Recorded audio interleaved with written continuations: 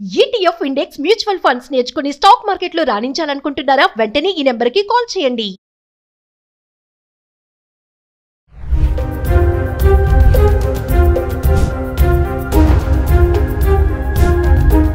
Hi hello నమస్తే, welcome back to Suman TV. ప్రస్తుతం మనతో పాటు ఉన్నారు consumers affairs committee chairman Mandari Krishna Reddy garu. నమస్తే సార్. నమస్తే అమ్మా.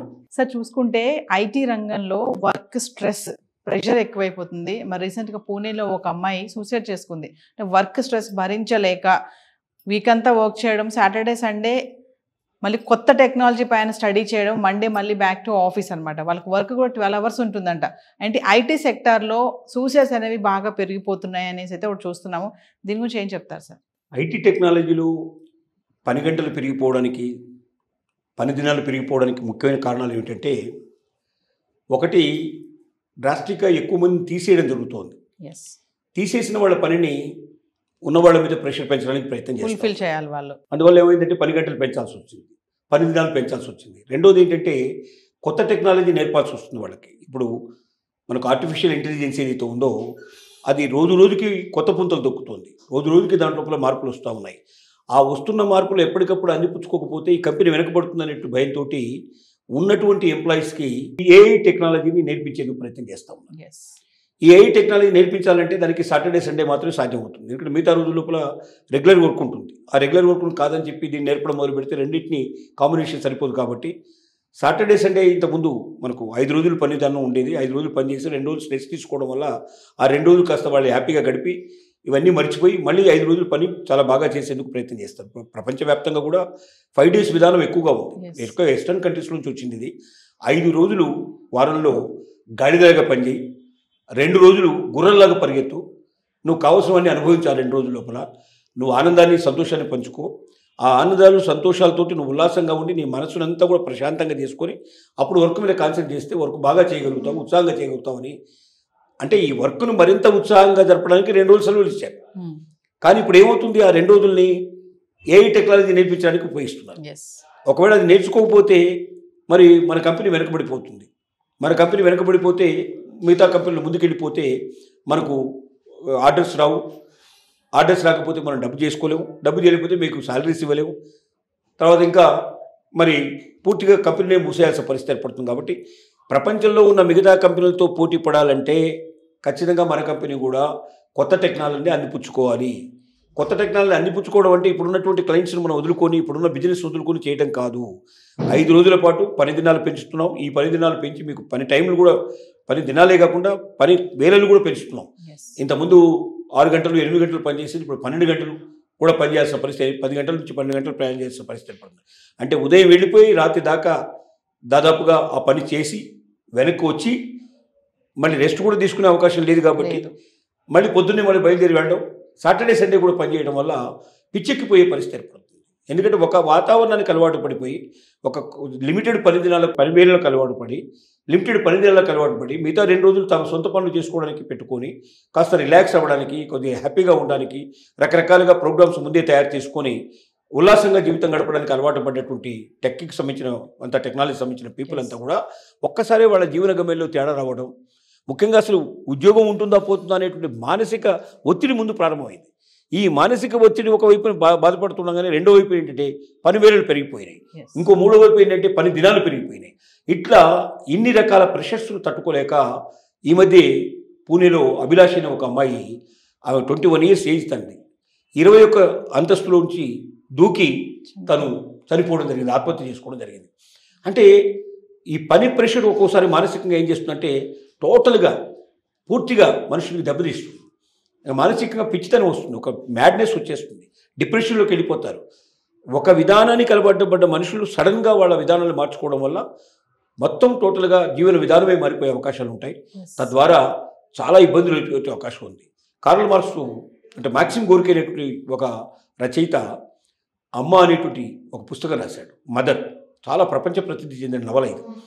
ఈ ప్రపంచ ప్రసిద్ధి చెందినటువంటి నవల, అమ్మ నవలలో అతను ఏం చెప్తాడంటే, కార్మికులు పనిచేసేటువంటి వాళ్ళు, వర్కర్స్ ఏం చేస్తారు, అర్ధాకలతోటి వాళ్ళు వెళ్తారు. ఎందుకంటే ముందు పని దొరకడం కన్నా ముందర వాళ్ళు అర్ధాకలే ఉంటుంది వాళ్ళకి, ఆకలి ముట్టుకు తీర్చుకునేటువంటి పరిస్థితులు ఉంటారు. ఎవరైతే పేదవాళ్ళు నిరుపేదలు ఉంటారో వాళ్ళే కఠినమైన పనులు చేసేటువంటి కార్మికులుగా మారుతారు. అంటే బొగ్గు బౌల్లో పనిచేయడం కానీ ఇలాంటివి జరుగుతుంటాయి. వాళ్ళు పేదరికం నుంచి బయటపడడానికి ఎక్కువ డబ్బు సంపాదించాలన్న కోరికతో దాంట్లో చేరతారు. కానీ అప్పటిదాకా అర్ధాకలతో ఉంటారు. ఈ అర్ధాకలతో దాంట్లో జాయిన్ అయినప్పుడు అంత పని చాలా కఠినమైన పని, పొద్దున్న నుంచి రాత్రి దాకా ఆ పని బాగా కఠినమైన పని చేసేసి ఇంటికి వస్తారు. రాగానే జరిగేది ఏంటంటే చికాకు విపరీతంగా ఉంటుంది, ఆకలి విపరీతంగా ఉంటుంది, ఇంట్లో సరుకులన్నీ రెడీగా ఉండవు. ఎందుకంటే ఒక 4 రోజులు అయిన తర్వాత జీతం వచ్చిన తర్వాత కానీ ఆ జీతం పడిన తర్వాత ఇవన్నీ కొనుక్కోగలుగుతారు. అప్పటిదాకా ఆకలి తట్టుకోలేని పరిస్థితిలో ఉంటారు. భార్యాభర్తలు గొడవ పడతారు, విపరీతంగా పెళ్ళ మీద అరుస్తాడు. ఎందుకంటే ఉన్న ఏకైక అవకాశం అదే కదా తనకున్నది. మరి ఎవరిని అరిస్తే బయట వాళ్ళ మీద అరిస్తే ఎవరు పడు కదా, తను ఉండేదే కార్మికుడు కాబట్టి భార్య మీద అరుస్తాడు. అరిచినప్పుడు వాళ్ళిద్దరు భార్యాభర్తల మీద గొడవ జరిగిన తర్వాత ఏ స్నేహితుల దగ్గర డబ్బు తీసుకొని లేకపోతే ఎవరు అప్పు చేసేసి తాగేస్తాడు. తాగి మళ్ళీ ఇంటికి వస్తాడు. మళ్ళీ పెళ్ళ మధ్య ఇద్దరి మధ్య గొడవ అవుతుంది. ఆ రాత్రి నిద్ర ఉండదు. మళ్ళీ పొద్దున్నే లేచి మళ్ళీ పరిగెత్తాల్సి ఉంటుంది. ఇలా కొంతకాలం అయిన తర్వాత ఏమైపోతుందంటే అతనికి మనశ్శాంతి ఉండని పరిస్థితి ఏర్పడుతుంది. ఆ నిస్సత్తుగా అయిపోతుంది. ఆ శరీరం కూడా పూర్తిగా అలసిపోయే పరిస్థితి ఏర్పడుతుంది. ఆ రకంగా క్రమేణా చనిపోయే వాళ్ళ సంఖ్య బాగా పెరిగిపోయే పరిస్థితి ఏర్పడ్డాయి. అది ఆనాటి పరిస్థితి, టెక్నాలజీ అభివృద్ధి కానప్పుడు. ఇప్పుడు టెక్నాలజీ వచ్చి కూడా అదే పరిస్థితులు క్రియేట్ అవుతున్నాయి. కొద్దిగా డిఫరెన్స్ ఉండొచ్చు. ఇక్కడ శారీరకమైన శ్రమ అక్కడ ఉంటే ఇక్కడ మానసికమైన శ్రమ ఇక్కడ ఉంది. ఈ మానసికమైన శ్రమ కూడా పెరిగినప్పుడు తట్టుకోవడానికి కొంతవరకే మనకు మెదడుకు శక్తి ఉంటుంది. ఆ శక్తిని మించినటువంటి పని చేసినప్పుడు దాన్ని గ్రహించలేని పరిస్థితుల్లో, దాన్ని తట్టుకోలేని పరిస్థితి లోపల చనిపోవడానికి పాసిబిలిటీస్ చాలా ఎక్కువ అయిపోతున్నాయి. అదే మనకు రకరకాలుగా కారల్ మార్క్స్ చెప్పినటువంటిది అదే, మ్యాక్సిమ్ గురించి చెప్పినటువంటి అదే. ఒక పనికి అలవాటు పడ్డ మనిషి జీవితంలో ఏమవుతుందంటే తన కోరికలు, తన కాంక్షలు, తన ఆలోచనలు, తన అభిరుచులు మొత్తం చంపుకొని ఒకదాని వైపు ప్రయాణం చేయాల్సి వస్తుంది. అంటే దాని గురించి ఆలోచించడానికి కూడా టైం ఉండదు. మనిషి ఎప్పుడైతే ఆలోచనలు పెరిగి, జిజ్ఞాస పెరిగి, జీవితం మీద కాంక్ష పెరిగి, అభిరుచులు, ఆనందాలను మనం ఎప్పుడు అనుభవిస్తూ ఆ అనుభవాల నుంచి, ఆ ఆలోచనల నుంచి ఇంకా నా అనుభవాలు పెంచుకోవాలంటే నాకు ఈ ఉద్యోగం చాలా ఉపయోగపడుతుంది, ఇంకా నా అభిరుచులు బాగా నెరవేర్చుకోవాలంటే ఈ ఉద్యోగం నాకు ఉపయోగపడుతుంది అంటూ ఒకవైపున అభిరుచులు నెరవేర్చుకుంటూ, సంతోషాలను అనుభవిస్తూ, సుఖాన్ని అనుభవిస్తూ, తనకు నచ్చిన పనులు చేసుకుంటూ ఈ పనులు కూడా చేయమంటే సంతోషంగా చేస్తాడు. కానీ అవన్నీ వదిలేసి, నీ మనసు వదిలేసేయి, నీ అభిరుచులు వదిలేసేయి, నీ ఆలోచనలు వదిలేసేయి, నీకు సంబంధించినటువంటి నీ వాళ్ళందరినీ కూడా కొంచెం పక్కన పెట్టేసేయి, ఇక ఇప్పుడు నువ్వు దేనికోసం బతుకుతావు అంటే ఈ పని కోసమే బతుకొని చెప్పినప్పుడు మనిషి ఏమవుతాడంటే యాంత్రికంగా మారిపోతాడు తప్ప అతనిలో మానవత్వం లోపిస్తుంది. మనిషిగా అతను జీవించే పరిస్థితులు తగ్గిపోతాయి. ముఖ్యంగా టెక్నాలజీ సంబంధించింది అయితే ఏమవుతుందంటే టెక్నికల్ వర్క్ కాబట్టి దాన్ని గ్రహించడానికి మొత్తం మనసంతా దీని మీద దృష్టి పెట్టాల్సి వస్తుంది, మెదడంతా దీనికోసమే పనిచేయాల్సి వస్తుంది.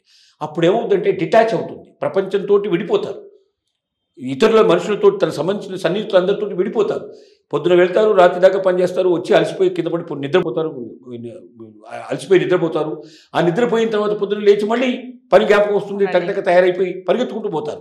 అంటే యాంత్రికం, ఒక మెకానికల్ లైఫ్ అయిపోతుంది తప్ప సృజనాత్మకత లోపిస్తుంది మనిషిలో ఎప్పుడైతే సృజనాత్మకత లోపిస్తుందో ఆ మనిషి తను ఎదగడం లోపల వెనకబడిపోతాడు, మానసికంగా కుంగిపోతాడు. శరీరం మాత్రమే పనిచేస్తుంది, మనసు పనిచేయడం ఆగిపోతుంది. టెక్నాలజీ మనసుతో కూడా పని, శరీరమే కాదు మనసుతో చేసే పని టెక్నాలజీ. కాబట్టి ఏమవుతుందంటే ఇక్కడ శరీరం అలసిపోతుంది, మనసు కూడా ఒక రకంగా అలసిపోయే పరిస్థితి ఏర్పడింది. మనసు శరీరం ఎప్పుడైతే అలసిపోయిందో డిప్రెషన్ స్టార్ట్ అవుతుంది. ఆ డిప్రెషన్లోంచి ఆత్మహత్య చేసుకోవాలన్న కోరికలు కూడా పుడతాయి. రకరకాల ఒక ఆత్మహత్య కాకపోయినా మ్యాడ్నెస్ రావచ్చు, డిప్రెషన్ రావచ్చు, మనిషి పనిచేయలేని స్థితికి చేరుకోవచ్చు. రకరకాల దీనికి ఇంప్లికేషన్స్ ఉంటాయి దీనివల్ల. కాబట్టి దీన్ని తగ్గించాలంటే ఖచ్చితంగా కంపెనీలు ఆలోచించాలి.